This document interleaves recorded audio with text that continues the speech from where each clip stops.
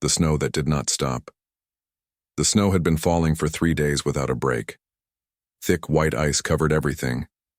The wind screamed across the broken hills and ruined buildings of the old alien colony. Nothing moved. Nothing lived. But deep in the frozen silence, one small shape did move, slowly, weakly, and close to death. She was a tiny alien girl no older than 7. Her skin was a soft purple, now turning gray from the cold.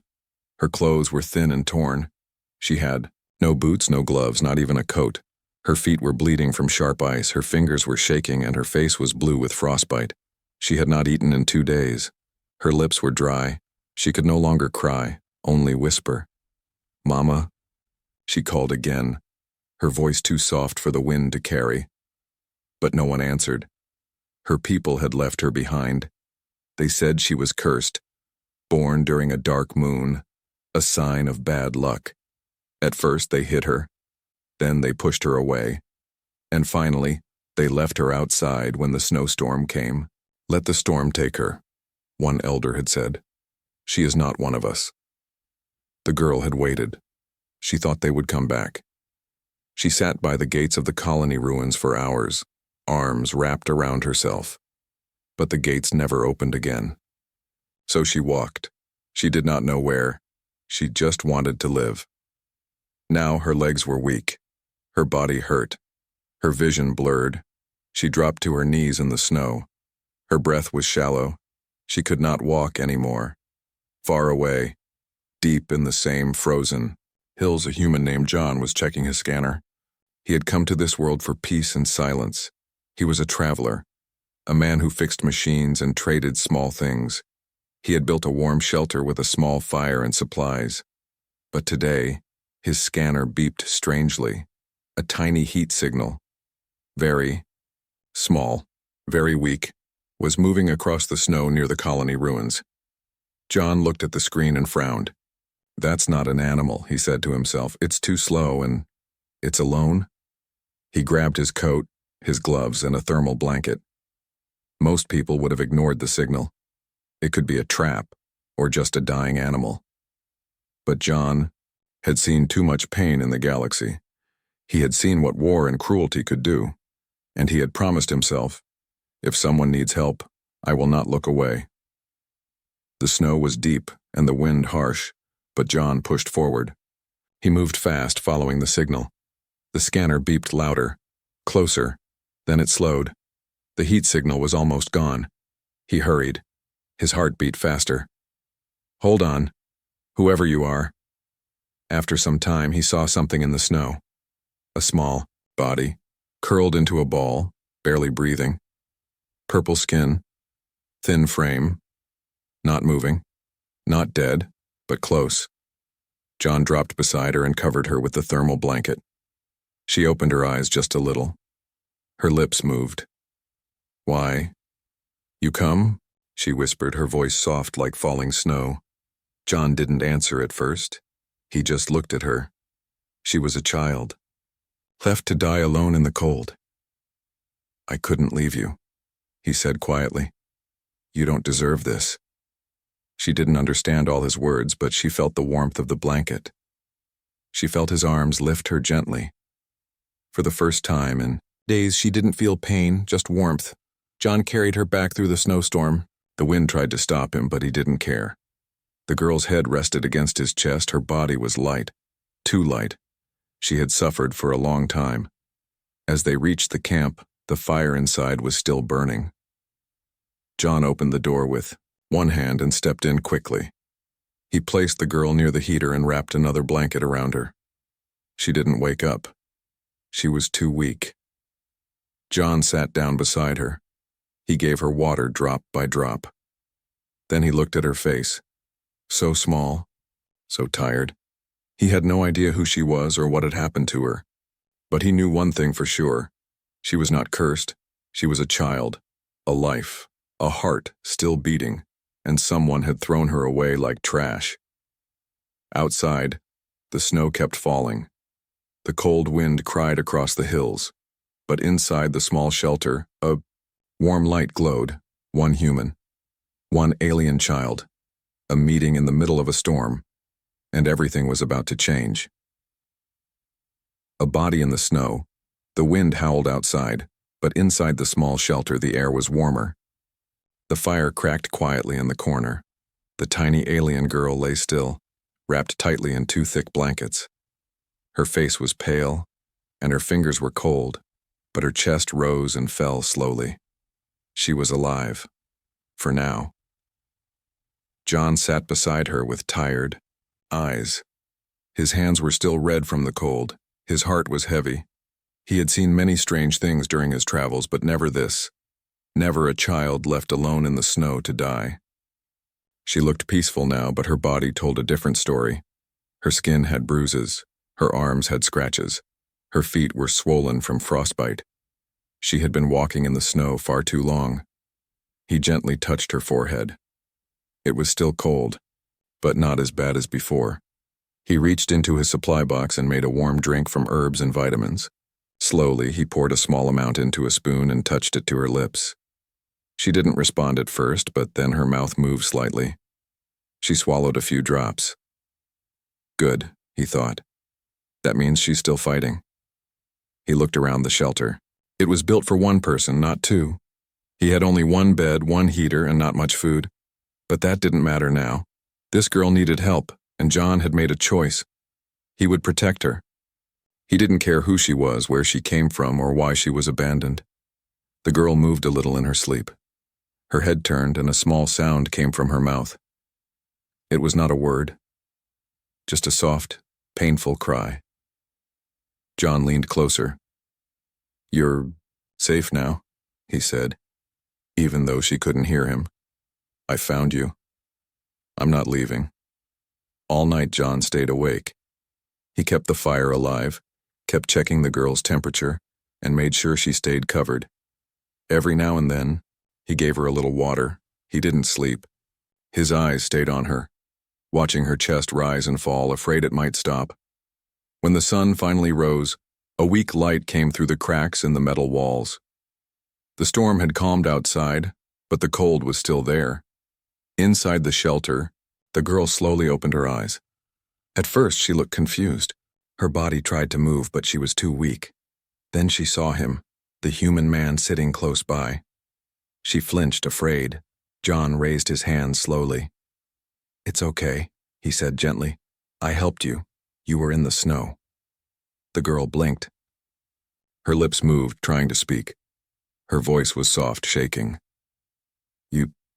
human?" John gave a small smile. "Yes, my name is John." She didn't speak again. Her eyes were filled with fear and confusion. She didn't know if he was safe or dangerous. Her people had always warned her about humans, told her they were wild, selfish, cold. But this, one had given her his only blanket. He had carried her through the snow. He had not hurt her. John offered her the warm drink again. This time she drank it slowly. A little strength returned to her eyes. She looked around the shelter. Small, quite safe. It was more than she ever had in her own home. John spoke again, slow and calm. "You were alone. I couldn't leave you." She stared at him. Her hands clutched the blanket tightly. After a long silence, she said her name in a whisper. "Nia." John nodded. "Nia, that's a nice name." She looked away. Her face was filled with sadness. Her people had given her that name, but also gave her pain. She didn't know if she should still use it, but hearing the humans say it so kindly made it feel different, softer. John reached for a small pack of dried fruit and offered her a piece. She took it carefully, sniffed it, and then bit into it. Her eyes widened. It was sweet and soft. She had never tasted anything like it. She ate slowly, piece by piece, as if she might never get food again. John watched her, saying nothing. He didn't want to scare her with questions. He didn't want to push her to speak. He just wanted her to feel safe. Outside, the snow still covered the world. Inside, something had changed. A child who had been left to die had found warmth, food, and a stranger who didn't walk away. She didn't understand why this human had helped her. But in her small heart, something new began to grow. Hope. And far in the distance, something else was watching. Something that had not forgotten about Nia. But for now, she was safe. For now, the snow had lost, and the human had won. Warmth for Inai. The forgotten. For the first time in many cold nights, Nia did not wake up afraid. Her body still hurt and her fingers were numb, but she was no longer freezing. A warm fire burned nearby. A thick blanket covered her from neck to toe. She felt safe. Her eyes opened slowly and she looked around. The shelter was small, made of metal and wood, but it was clean and quiet. A strange smell filled the air. Smoke, food, and something sweet. The human, John, sat near the fire, fixing something in a small pot. He didn't see her looking at him. He hummed a soft tune as he stirred the pot. He looked calm, not scary like the stories her people told. He had saved her. That much she knew, but still she didn't understand why. Why had he helped her? She was nothing. Her clan had said she was weak, cursed, useless. Her own mother had not stopped them when they left her outside. But this human had risked the storm for her. He had given her his only blanket. He had stayed up all night to keep her warm. John turned and saw her eyes open. "Hey," he said with a small smile. "You're awake." Nia pulled the blanket tighter and nodded slowly. Her voice was too dry to speak. "I made soup," he said. "Just drink a little. It'll help." He poured the warm soup into a small cup and walked over slowly. He knelt down and offered it to her. She hesitated, then reached out with shaking hands. Her fingers could barely hold the cup. John helped her take the first sip. It was warm and soft, full of taste she had never known. She drank it slowly. Each sip felt like life returning to her body. "Good?" he asked. She nodded again. He didn't ask her any questions. He didn't push her to talk. He just sat quietly, nearby, and added more wood to the fire. That silence made her feel better than words. No one had ever let her just be.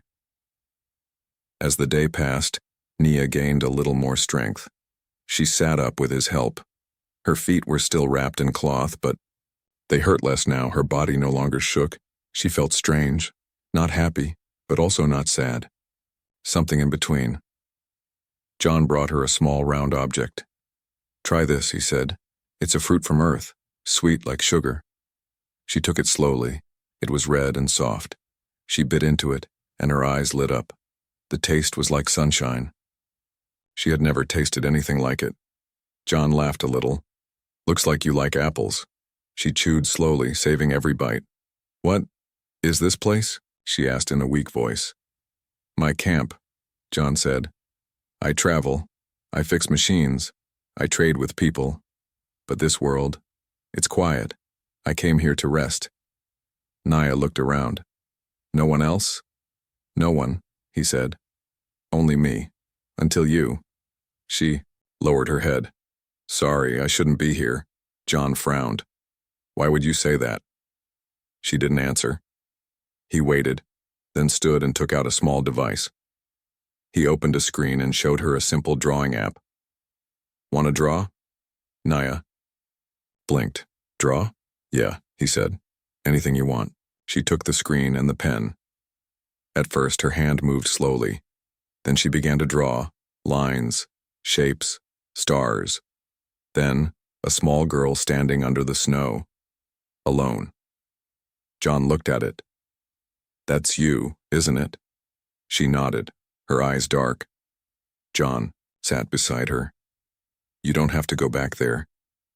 Nia looked up, surprised. "But my clan..." He shook his head. "If they left you to die, they don't deserve you." She didn't know what to say. No one had ever told her that before. Not even her own family. John pointed to the fire. "That warmth? You deserve it. You're not a curse." Nia's lips trembled. No one had called her anything good before. She wanted to believe him, but her heart still hurt too much to trust. That night, John placed a small mattress beside the fire just for her. He gave her socks, a sweater, and a soft pillow. She hugged the pillow tightly as she lay down. Before closing her eyes, she looked at him and whispered, "Thank you." John looked up from his journal and gave her a smile. "Anytime, kid." She closed her eyes, and for the first time, her sleep was not filled with fear, but with dreams of warmth, stars, and red fruit that tasted like home. Outside, the cold wind blew again, but inside the shelter something was growing, something strong and gentle. It was called trust. Her hidden past Nia sat near the heater, holding a cup of warm soup. Her hands were steady now. Her eyes looked brighter, but there was still sadness deep inside them. She had not said much since she woke up. John didn't push her. He let her heal in silence. But that morning, something changed. She watched the fire for a long time, then finally whispered, "They left me because I was born wrong." John turned to her slowly. "Born wrong? What do you mean?" Nia looked down. "I was born during the dark star, a bad sign for my people. My skin glowed when I was little. My body got sick when others were fine. They said I would bring misfortune, so they feared me." John listened carefully. He didn't speak, didn't interrupt. He just let her talk. "They gave me food sometimes, but they never touched me, never hugged me. They told other children to stay away. When I asked questions, they told me to be quiet. And when the cold storm came, they told me I was old enough to care for myself." She swallowed hard. "But I wasn't. I was just 7. John clenched his jaw. He had seen pain before, but hearing this from a child, it hurt differently. "Do you know why your skin glowed?" he asked gently. Nia nodded. "They said it was a curse, but I don't think so." She pulled back her sleeve. Strange glowing lines ran under her skin, faint blue, like quiet stars. They pulsed softly like a heartbeat. John leaned closer. "That's not a curse, that's rare. I've seen something like this, in special bloodlines, maybe even genetic gifts. It's not something to fear." "They feared it," Nia said. "One elder said I would bring death to the clan, that I was a warning from the stars." John sighed. "People fear what they don't understand." Nia looked up. "You're not afraid." "I fought real monsters," he said. "You're just a little girl who needed help." She gave him a small smile. It was the first true smile he had seen from her. That evening, John used a small scanner to check her vitals. The lines in her skin glowed brighter when the scanner beeped. "Strange," he said softly. "Your body's cells. They're not like others. Faster healing, stronger resistance to cold. It's like your body adapts faster." Nia watched him with wide eyes. "So, I'm not sick?" "No," he said. "You're strong, maybe stronger than you know." Tears filled her eyes. "They all said I was a mistake." John shook his head. "They were wrong." That night she sat close to the fire, curled up in the blanket. John handed her a small notebook and pencil. "Draw what you feel," he said. She drew stars, and a girl reaching up toward them. Then she drew a man standing beside her. She handed the paper to him. "This is you," she said softly. "You gave me a second chance." John looked at the drawing and smiled. "Then let's make that chance count." The storm outside had stopped. But deep inside Nia, another storm had begun to calm. For the first time in her short life, she was being seen, not as a problem, not as a curse, but as someone who mattered. And somewhere, far from the shelter, a signal blinked. Her old clan had received news that she was still alive. They were not pleased. They had called her a curse. But now they feared what she might become. They had left her in the cold to die, but she was still breathing. And someone was standing beside her, a human, the very creature they taught her to hate. But she no longer believed their stories. She had found truth in the firelight. She had found kindness in human hands, and for the first time she began to believe maybe she wasn't broken after all. They want her back. The sun was bright the next morning, but the snow still covered the hills like a cold white blanket. Inside the shelter, Nia was learning how to smile again. She sat at the table, eating warm food. Her skin looked better. Her eyes held light. She laughed once when John showed her a small music box that played soft earth tunes. Each day she grew stronger. She spoke more. She listened closely when John taught her new words. She liked the way he talked. His voice was calm and warm. She liked the way he never looked at her with fear. And most of all, she liked how he never asked her to leave. John had never thought he would care for a child again.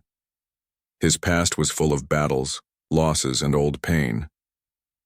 But this tiny girl had filled the silent shelter with something he didn't know he missed: life. But peace never lasts long. That afternoon, John heard a sharp noise in the sky, a distant hum growing louder. He stepped outside and looked up. A patrol ship, sleek, silver, and marked with strange alien symbols, was circling above the hills. He knew that kind of ship. It was not here by chance. He walked back inside, his face serious. "Nia," he said gently, "we may have trouble." She looked up. Her hands froze. "A ship?" He nodded. "Someone is looking, I think, for you." Her face turned pale. "But they left me. Why would they come now?" John didn't answer right away. "Some leaders don't want the past to return. Maybe they found out you're alive. Maybe they're afraid others will learn what they did to you." Nia stared at the floor. "They don't want me to speak. They don't want anyone to—" "No, they threw a child into the snow," John said. She swallowed hard. "What will they do?" "I don't know, but I won't let them take you." Her eyes widened. "You'd fight for me?" John looked at her without blinking. "You're not just a guest here. You're someone I care about, and I won't let anyone hurt you again." The next few hours were quiet but tense. John checked his tools, charged his small defense weapons, and watched the scanner. The patrol ship was moving closer. It had landed somewhere near the old ruins, close to the place where he had found her. That night, John told Nia to stay inside and keep the heater running. "Don't open the door for anyone but me," he said. "No matter what." She nodded, slowly, fear rising in her chest. "Will you come back?" "I always do," he said with a small smile. He left the shelter and disappeared into the snow. Nia waited. Minutes felt like hours. Her fingers shook. Her heart beat fast. She didn't want to be taken back. She didn't want to go where people hated her for being born. She pressed her face to the small window. She couldn't see anything. Only snow. Then she heard it. Voices. Outside. Rough, sharp, speaking her old language. She must be destroyed if seen. She is the dark blood. We will leave no trace. Tears ran down Nia's face. They were not here to take her back. They were here to finish what they started. Suddenly, a loud blast shook the ground. Light flashed through the window.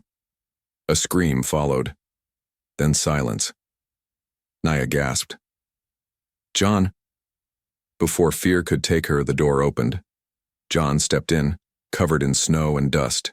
His face was hard, but his eyes were calm. "They won't bother you again," he said. Nia ran into his arms. She didn't care about the rules of her people.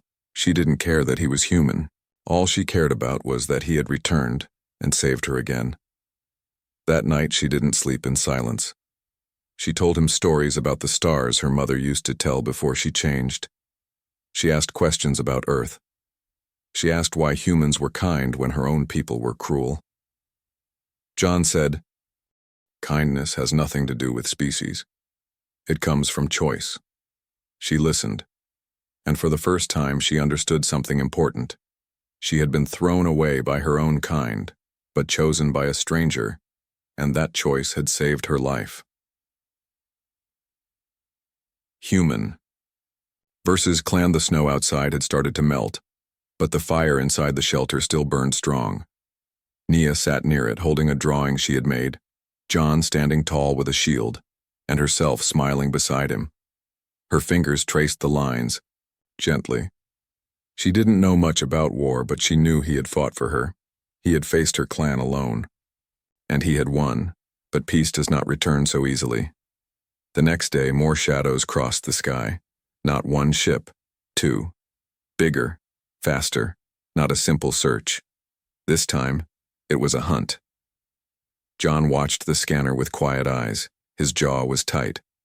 They didn't learn, he muttered. They want you gone, no matter the cost. Naya's hands shook. Why? I didn't do anything. They fear what you are, John said. They fear your blood, your glow, your truth. If others hear what they did, they'll lose power. So they'd rather silence you forever. Naya's voice broke. I'm tired of running. John looked at her. Then we don't run.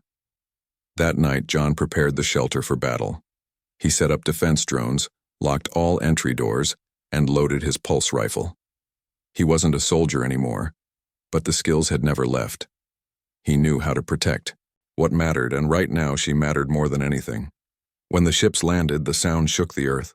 Heavy boots stomped across the snow. Figures in armor marched toward the shelter. They spoke with loud, cruel voices. Give us the cursed one. She belongs to the stars. She will bring destruction. John opened the door and stepped out alone. No, he said. She belongs to no one but herself. The alien leader stepped forward. Tall, wearing dark robes, his eyes glowing red. You are human. This is not your fight. John didn't flinch. It became my fight when I saw a child left to die in the snow. She is dangerous. Her blood burns with forbidden power. She's a child, John snapped. You're the monsters. The leader raised a hand. Step aside or die. John lifted his weapon. Try me. The snow exploded with light and sound. Drones flew across the sky, firing at the invaders. John moved fast, using cover, drawing their fire away from the shelter. He fought with the focus of a soldier, not for medals, not for orders, but for a promise. Inside, Naya clutched the blanket, hearing the sounds of battle. Fear filled her heart, but so did something new, strength. She ran to the panel John had shown her. She pressed the buttons to activate the emergency defense shield around the shelter. The blue energy dome rose just as a blast hit the roof. Outside, John was hurt. His shoulder was bleeding and his gun was nearly out of charge. But he stood tall. He faced the alien leader who now held a sharp glowing blade. You protect her like a daughter, the leader sneered. She is my daughter, John said. The leader rushed forward, blade ready to strike. But before he could reach John, a high-pitched alarm rang from the sky. More ships appeared, neutral ships from the Peace Corps. They had heard the fight. They had picked up the distress signals from John's drones. Now they came to see who was right and who was cruel. The alien leader looked up, shocked. You called outsiders?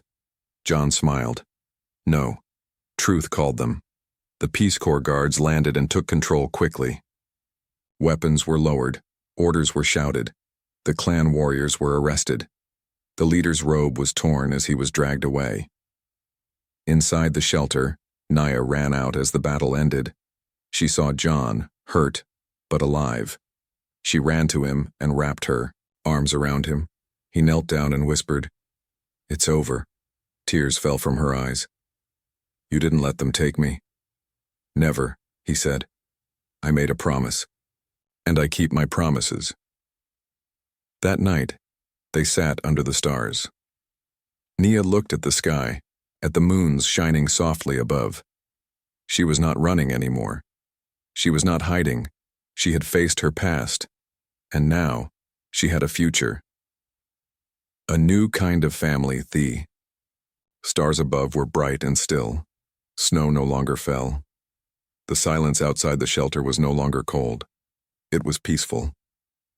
Nia sat beside John on a small bench he had made from spare metal parts. Her legs swung gently as she looked at the sky. For the first time, she was not afraid of the dark. She had once believed the stars hated her, that her birth was a mistake, that her glowing skin meant she was cursed. But now, everything felt different. The stars didn't feel cold anymore. They felt like watchers, quiet, gentle, and kind. Just like him. John's arm was wrapped in bandages. His shoulder still hurt from the fight, but he didn't complain. He smiled when Nia brought him soup or helped tidy up the tools. He smiled, most when she laughed. They had lived together for many weeks now. Every day she grew stronger. Every night she learned new Earth words. She now spoke both languages well enough to tell stories. Stories that made John laugh, and sometimes, stories that made them both cry. But on this night, Nia had a different question. She looked at him and asked, "What happens now?" John breathed out slowly. "That's up to you." She blinked. "Me?" He nodded. "You're free now, Nia. No one is chasing you. The Peace Corps cleared your name. They know what your clan did. You can go wherever you want. Choose your path." She looked down at her small hands. "But I have no one." "You have me," John said gently. Nia's voice trembled. "Do I still belong here?" John didn't answer right away. He stood, walked over to his bag, and pulled out a small old object, a metal tag on a chain. He placed it in her hands. She read the words on it slowly. "John A. Tarrant, Earth Forces, Guardian Division." "What's this?" she asked. "That's who I used to be," John said. "A soldier, a protector." She touched the tag gently. "And now?" "Now?" He knelt beside her. "Now I choose to be something else. A builder, a traveler, and maybe a father." Nia's eyes filled with tears. "A father?" "If you'll have me," John said. "I can't take away your pain, but I can give you a new name, a safe home, and someone who'll never leave you behind." Her lips quivered. "You want me?" "I've wanted you from the moment I saw you lying in the snow," he said. "Not because you needed help, but because you're strong, brave, and special." She didn't say anything. She simply stood, walked into his arms, and hugged him tightly. That night, John added a new name to his shelter's records, Nia Tarrant. Later, a new ship landed near their home, not a patrol ship, but one of peace. A human captain stepped out, offering them a chance to come to Earth or settle in a better place. But Nia said, "I don't want a palace. I want to stay with him, even if it's just a small house in the snow." John smiled. "Then we stay." Together, they rebuilt the shelter into something new. It was no longer a camp for one. It became a home. They grew food, painted the walls, and even kept a pet, a small furry alien animal that followed Nia everywhere. Word of Nia's survival spread. Some who had been exiled like her reached out for help. Others sent kind messages, asking if they too could change their lives. She began sending stories, her stories across the stars, stories of kindness, of firelight, of one human who chose not to walk away. And as years passed, Nia grew tall and strong. Her glowing skin was no longer hidden. She wore it with pride. Children from other worlds called her Starblood Sister. Not in fear, but in respect. She became a symbol, not of power, but of hope. And always beside her, there was a quiet man with gray in his beard, who once gave her his only blanket, not because he had to, but because love doesn't ask for reasons. It just gives.